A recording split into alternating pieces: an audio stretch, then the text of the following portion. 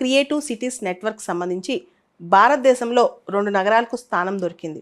రీసెంట్గా యునెస్కో వాళ్ళు creative cities network సంబంధించి కొత్త లిస్ట్ రిలీజ్ చేశారు 2023 కాను.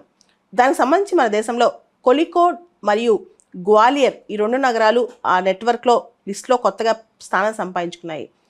కోళికోడ్కి సంబంధించి కేరళలో కోళికోడ్ ప్రాంతానికి సంబంధించి లిటరేచర్ సంబంధించి స్థానం దొరికింది. అదేవిధంగా గ్వాలియర్ మ్యూజిక్ సంబంధించి గ్వాలియర్కి స్థానం దొరికింది.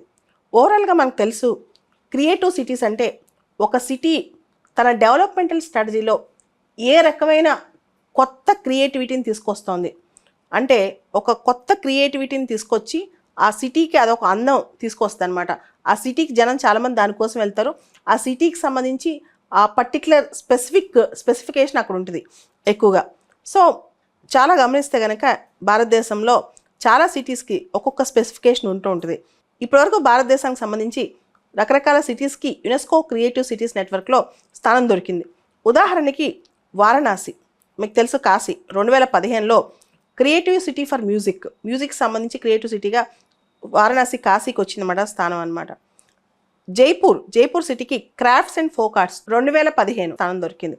Chennai creative city of music 2017లో స్థానం దొరికింది. హైదరాబాద్ దేనికి తెలుసా, గ్యాస్ట్రానమీ 2019లో స్థానం దొరికింది. తర్వాత ముంబై దేనికి ఫేమస్ అంటే ఆ సిటీ కూడా స్పెసిఫిక్ క్రియేటివ్ స్ట్రాటజీ ఏంటి, ఇట్ ఈస్ ఫిల్మ్స్, ముంబైలో ఫిల్మ్స్ అనమాట. తర్వాత శ్రీనగర్కి సంబంధించి క్రాఫ్ట్స్ అండ్ ఫోక్ ఆర్ట్స్కి స్థానం దొరికింది. అయితే కొత్తగా ఈ సంవత్సరం మాత్రం కోళికోడ్, కేరళలో కోళికోడ్కి లిటరేచర్కు, మధ్యప్రదేశ్లో గ్వాలియర్ మ్యూజిక్కు స్థానం దొరికిందనమాట.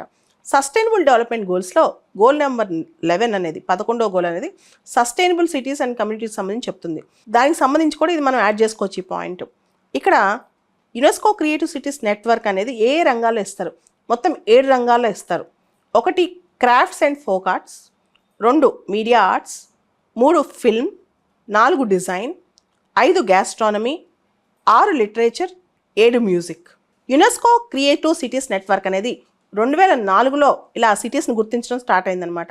యునెస్కో వాళ్ళు క్రియేటివ్ సిటీస్ నెట్వర్క్ UCCN అనే పేరుతో 2004 నుంచి ఒక్కొక్క సిటీకి సంబంధించి డిఫరెంట్ డెవలప్మెంటల్ స్ట్రాటజీ, క్రియేటివ్ స్ట్రాటజీస్ని ఐడెంటిఫై చేసి సిటీస్ మధ్య కోఆపరేషన్, తర్వాత సిటీస్ని ఎలా డెవలప్ చేయొచ్చు, అర్బన్ ప్లానింగ్లో ఒక క్రియేటివ్ ఫీల్డ్ని ఎలా డెవలప్ చేయొచ్చు, దీని మీద ఇదంతా అనమాట. ఇక్కడ మనం ఒకటి గమనించాలి, ప్రపంచవ్యాప్తంగా ఇప్పటి వరకు యునెస్కో క్రియేటివ్ సిటీస్ నెట్వర్క్లో అంటే 2004 నుంచి ఇప్పటి వరకు చూసుకుంటే దాదాపు 100కు పైగా దేశాల్లో 350 సిటీస్ని గుర్తించారు ప్రపంచవ్యాప్తంగా.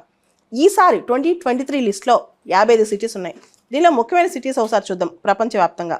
Bukhara for crafts and folk arts, Casablanca for media arts, Kathmandu for films, Rio de Janeiro for literature. కేరళలో కోళికోడ్ ప్రాంతం వైబ్రెంట్ లిటరేచర్ ట్రెడిషన్ చాలా పాపులర్.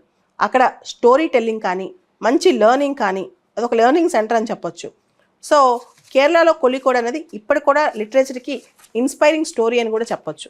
అదేవిధంగా మధ్యప్రదేశ్లో గ్వాలియర్, అక్కడ చాలా ఫేమస్ మ్యూజిక్ అనమాట. తాన్సేన్, బలితి బహ్రా ఇలా చాలామంది ఎస్టీమ్డ్ మ్యూజిషియన్స్ అక్కడ ఉన్నారు. అదేవిధంగా హిందుస్థానీ ఘరానాస్లో గ్వాలియర్ ఘరానా అనేది చాలా ఫేమస్ అనమాట. ఘరానా అంటే హిందుస్థానీ మ్యూజిక్ సంబంధించి అదొక ఫ్యామిలీ, ఆ లీనియేజ్కి సంబంధించిన ఘరానాస్ అంటాం. గ్వాలియర్ ఘరానా చాలా పాపులర్ అనమాట. మ్యూజిక్ ఫెస్టివల్స్, మ్యూజిక్ ఇన్స్టిట్యూషన్స్ గ్వాలియర్లో చాలా ఎక్కువ అంట. సో గ్వాలియర్ సిటీ కల్చరల్గా కూడా మనకు చాలా సిగ్నిఫికెంట్ అని చెప్పొచ్చు.